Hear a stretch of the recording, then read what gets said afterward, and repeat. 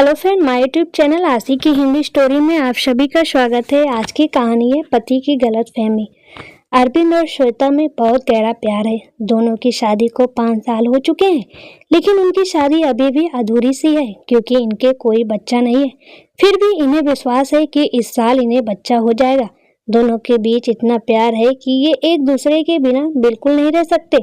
बच्चा न होने की वजह से अरविंद के माँ बाप श्वेता को कभी कभी ताने मार देते हैं और श्वेता भी सुन लेती है क्योंकि उसे यकीन है कि उसे बच्चा जरूर होगा। यूं ही समय बीतता चला गया और एक दिन जब अरविंद ऑफिस से घर आ रहा था तो उसने श्वेता को बाजार किसी दूसरे मर्द के साथ देखा। श्वेता और वो व्यक्ति बहुत खुश लग रहे थे और ऐसे लग रहा था कि वो दोनों एक दूसरे को काफी वक्त से जानते हो।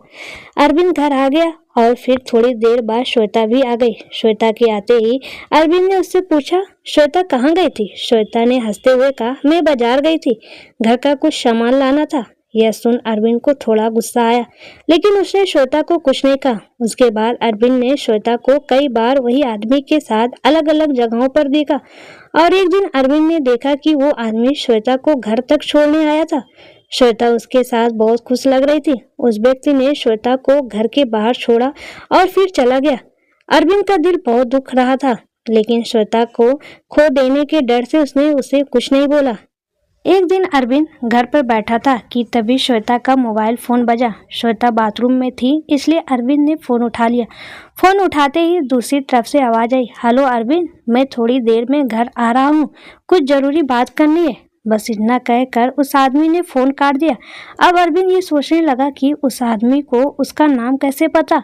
अरविंद के दिमाग में कई तरह के ख्याल आ रहे थे। अरविंद को लगा कि शायद ये वो आदमी है जिसके साथ श्वेता अक्सर घूमती है।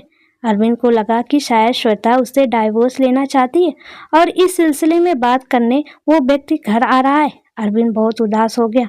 वो अपनी शादी को टूटने नहीं देना चाहता था, लेकिन चूंकि श्वेता ने धोखा दिया, उसे कुछ भी समझ नहीं आ रहा था। अरविंद जैसे अपनी पत्नी को खोने के डर से घबरा गया था और वही जमीन पर गिर गया। इतने में श्वेता भी बाहर आ गई और उसने अरविंद को उठाया और पूछा, क्या हुआ तुम्हें? तुम ठीक तो हो? अरविंद ने गुस्से में श्वेता को धक्का दिया और वो गिर गई और उसका सिर पास रखे टेबल पर लगा। श्वेता कोई हरकत नहीं कर रही थी। कांपते हुए हाथों से अरविंद ने श्वेता को अपनी बाहों में उठाया और देखा कि उसके सर पर बहुत गहरी चोट लगी है, जिसकी वजह से श्वेता बेहोश हो गई है। तभी अरविंद की नज़र श्वेता के हाथों में पकड़े हुए एक लेटर पे गई।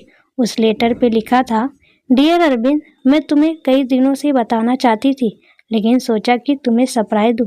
मैं पिछले कुछ दिनों से अपने इलाज के लिए एक डॉक्टर के पास गई थी और वो डॉक्टर मेरा वही कजन था जो बचपन में फॉरेन चला गया था। उसने मेरा ट्रीटमेंट शुरू किया था और अब मैं 2 महीने से प्रेग्नेंट हूँ। आज मैंने अपने इस कजिन को खाने पर बुलाया है। तुम उससे मिलकर बहुत खुश होगे।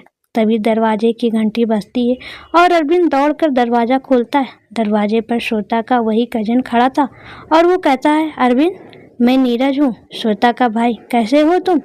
तभी नीरज की नज़र श्वेता पर पड़ती है जो खून से सनी हुई जमीन पर पड़ी थी।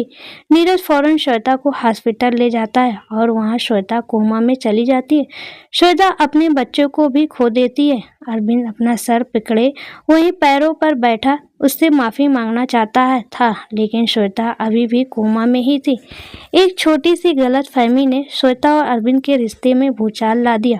दोस्तों, ये कहानी हमें बहुत बड़ी सीख देती है। गहरे रिश्ते में किसी भी नतीजे पर पहुंचने से पहले अपने पार्टनर से बात जरूर करनी चाहिए। खामियां हम सब में होती हैं, लेकिन अपने पार्टनर पर इल्जाम लगाने से पहले अच्छे से जांच लें और सबसे ज़रूरी, उससे खुलकर बात करें। आप जो देखते हैं या सुनते हैं वो ज़रूरी नहीं कि सच हो।